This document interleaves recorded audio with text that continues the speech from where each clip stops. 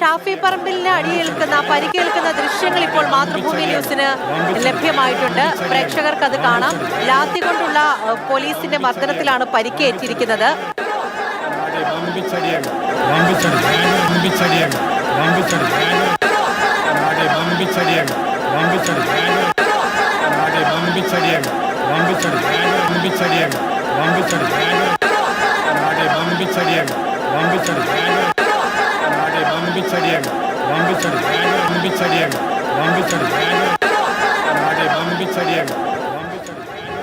കഴിഞ്ഞ ദിവസം ഉണ്ടായ പോലീസിന്റെ ഇടപെടലിൽ ലാത്തി കൊണ്ട് മർദ്ദനമേൽക്കുകയും ഷാഫി പറമ്പലിന് പരിക്കേൽക്കുന്നു, ആശുപത്രിയിലാവുകയും ചെയ്യുന്നു. ഇതിനെക്കുറിച്ചാണ് നമ്മൾ സംസാരിച്ചുകൊണ്ടിരിക്കുന്നത്. അങ്ങനെ ഷാഫി പറമ്പലിന് പരിക്കേൽക്കുന്ന ദൃശ്യങ്ങളാണ്, അടിയേൽക്കുന്ന മർദ്ദനമേൽക്കുന്ന ദൃശ്യങ്ങളാണ് ഇപ്പോൾ മാതൃഭൂമി ന്യൂസിലൂടെ പ്രേക്ഷകർ കണ്ടുകൊണ്ടിരിക്കുന്നത്.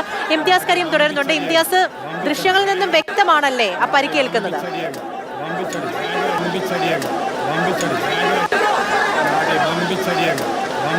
അതായത് ഷാഫി പറമ്പിൽ ഈ ആൾക്കൂട്ടത്തിന്റെ പ്രവർത്തകരുടെ നടുവിൽ ഷാഫി പറമ്പിലായി പോവുകയും ആ പ്രവർത്തകർക്ക് നേരെ ലാത്തി വീശുകയും ചെയ്തപ്പോഴാണ് അവിടെ വലിയ ബഹളവും ഒരു പോലീസും പ്രവർത്തകരും തമ്മിൽ സംഘർഷമുണ്ടാവുന്ന കാര്യങ്ങളിലേക്ക് പോകുന്നത്.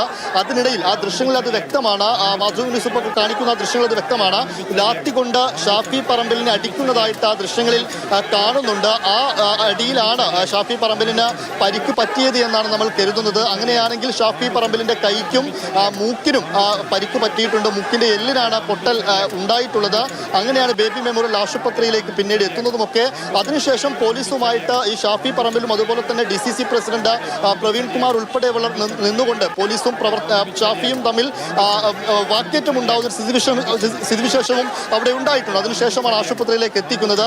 അങ്ങനെ മൂക്കിന് പൊട്ടലുണ്ട് എന്ന് കണ്ടെത്തുകയും ശസ്ത്രക്രിയ ഇപ്പോൾ പൂർത്തിയാക്കുകയും ചെയ്തിട്ടുണ്ട്. പക്ഷേ ഇപ്പോഴും ICUവിൽ തന്നെയാണ് തുടരുന്നത്. ഞാനിപ്പോൾ നിൽക്കുന്നത് ആശുപത്രിക്ക് മുൻപിലാണ്. നഗരത്തിലെ ബേബി മെമ്മോറിയൽ ആശുപത്രിയിലാണ്. ഇവിടെ ഇന്ന് UDFന്റെ നേതാക്കളൊക്കെ ഷാഫിയെ സന്ദർശിക്കാൻ വേണ്ടി എത്തുന്നുമുണ്ട് എന്നുള്ളതാണ് കാര്യം. അതോടൊപ്പം തന്നെ അവിടെ കണ്ണീർ വാതകം, ഇന്നലെ പേരാമ്പ്രയിൽ കണ്ണീർ വാതകം പോലീസ് പ്രയോഗിച്ചിരുന്നു. ആ കണ്ണീർ വാതകം കൂടെ ആയപ്പോൾ ആരോഗ്യസ്ഥിതി പലർക്കും വലിയ മോശമായി, പലരും ചുമക്കുന്നുണ്ടായിരുന്നു. അങ്ങനെയാണ് പിന്നീടാണ് പ്രവർത്തകരൊക്കെ അവിടെ നിന്ന് പിരിഞ്ഞു പോയത്.